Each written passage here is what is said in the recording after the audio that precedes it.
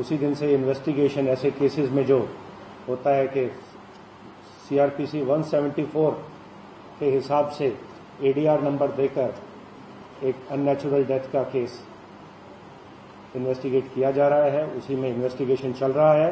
14 जून से उनके घर पे जितने लोग थे उस समय 4 लोग उनके घर पे उस समय मौजूद थे, उनकी सिस्टर भी पहुंच चुकी थी उस समय तक। उसके अलावा जो चाबी बनाने वाले, ताला तोड़ने वाले को बुलाया गया था, वो भी, उस व्यक्ति का भी बयान लिया गया। जितने लोग थे सभी के बयान लिए गए। आज तक 56 लोगों के स्टेटमेंट्स रिकॉर्ड किए जा चुके हैं। जितने भी इसमें एंगल लोगों ने रिपोर्ट किए, हमारे सामने आए, हर एंगल को इसमें इन्वेस्टिगेट किया गया है। चाहे वो प्रोफेशनल राइवलरी का एंगल था, फाइनेंशियल ट्रांजैक्शंस का एंगल था, हेल्थ रिलेटेड एंगल था, सभी एंगल से इन्वेस्टिगेशन बांद्रा पुलिस स्टेशन कर रहा है। हमारे डीसीपी उसे पर्सनली सुपरवाइज कर रहे हैं और ये अभी भी ऑनगोइंग इन्वेस्टिगेशन है। आगे का इन्वेस्टिगेशन इसमें चल रहा है। मैं अब तक क्या निकल के आया, जो 56 लोगों के बयान दर्ज हुए उसमें से क्या निकल के आ रहा है? जांच की दिशा क्या तय हो रही है? किस वजह से सुसाइड किया? डिप्रेशन किस वजह से था उनको डिप्रेशन तो एक क्लिनिकल डायग्नोसिस है, एक इलनेस है। किस कारण से इलनेस होता है ये तो डॉक्टर्स ही बता सकते हैं, उसके बारे में तो हम कुछ बोलेंगे नहीं। बट ये अवश्य सामने आया है कि उनको बाइपोलर डिसऑर्डर था शायद, इस प्रकार का। 4 जो उनके साइकेट्रिस्ट इलाज कर रहे थे उनसे उसका वो इलाज ले रहे थे, उसके बारे में निरंतर दवाइयां लेते थे, ये हमारे सामने आया है।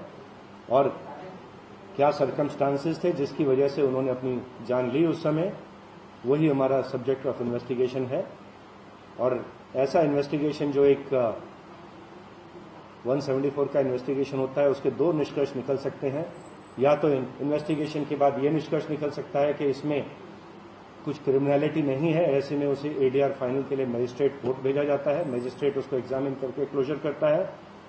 या इन्वेस्टिगेशन के दौरान ये सामने आता है कोई क्रिमिनलिटी है तो उसको एक कभी किसी भी समय उसमें आईपीसी के हिसाब से गुना दाखिल करके आगे का इन्वेस्टिगेशन करते हैं। तो फादर का ये आरोप है कि हमें मुंबई पुलिस की जांच पे भरोसा नहीं है और उनके फादर ने जो स्टेटमेंट दिया है रिया चक्रवर्ती के बारे में, वो स्टेटमेंट मुंबई पुलिस को नहीं दिया था।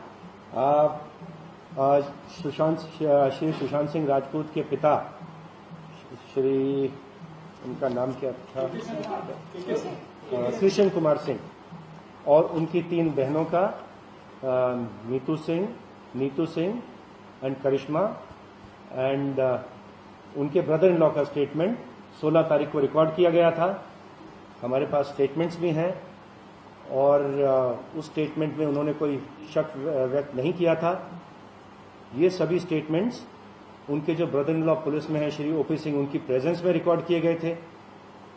जो जो उन्होंने बताया उसमें उस हिसाब से इन्वेस्टिगेशन भी किया गया। लेकिन ये उन्होंने अवश्य कहा था प्रत्येक ने के स्टेटमेंट उन्होंने अपनी जान ली है, ना तो उन्होंने कोई मर्डर का आरोप किया, ना कोई उन्होंने सस्पिशन बताया और ना किसी व्यक्ति से उनकी शिकायत थी। इस प्रकार के बयान उन्होंने उस समय दिए थे।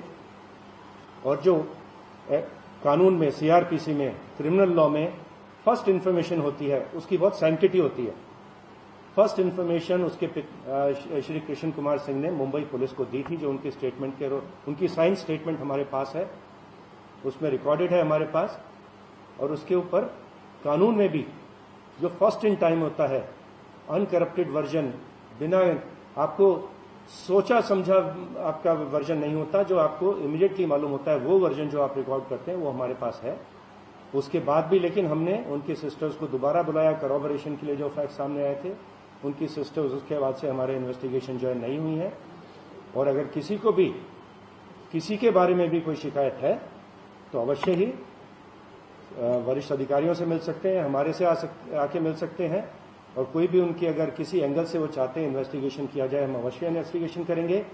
लेकिन उनकी सिस्टर और ब्रदर इन लॉ आकर हमारे वरिष्ठ अधिकारियों से भी उस समय मिले थे, ज्वाइंट कमिश्नर से मिले थे, डिप्टी कमिश्नर से मिले थे। उन्होंने हमसे मदद मांगी थी कि उनके जो पौना की प्रॉपर्टी है, घर की प्रॉपर्टी, जाके सामान वगैरह चेक करने के लिए, ले जाने के लिए पूरी मदद की गई थी।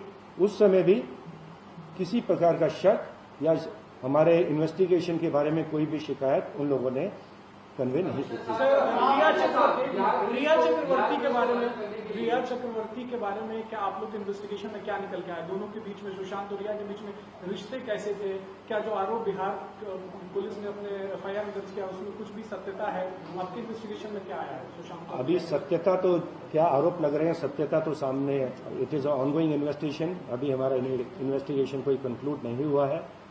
कुछ फाइनेंशियल इरेगुलरिटीज के बारे में भी हमने पढ़ा था और शायद बिहार के FIR में मेंशन्ड है कि उनके अकाउंट से 15 करोड़ साइफन ऑफ किए गए। जितना हमने अभी तक प्राइमा फेसी जितने अकाउंट्स देखे हैं, बैंक स्टेटमेंट, उनके लेजर्स, उनसे CA से जितना बातचीत हुई है, बयान लिया गया, उसमें ये सामने आया है कि टोटल उनके अकाउंट में करीब 18 करोड़ रुपए थे।